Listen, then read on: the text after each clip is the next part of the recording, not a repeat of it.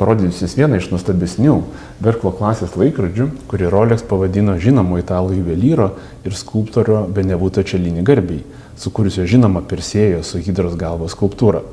Laikrodis skiriasi nuo kitų Rolex modelių ne tik išvaizda, bet ir prabanga. 18 karato aukso korpusas su aligatoriaus odos dirželiu, auksinė dirželės aktimi ir net auksinių reguliavimo įrankių.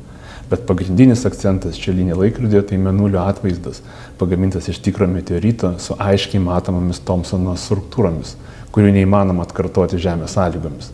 Kelis milijonus metų aušdamas beveik absoliutaus nulio vakuumo sąlygomis, meteorite esantis nikelis susiformuoja į specifinius kristalus, kurie ir matomi šiame gabaliuke.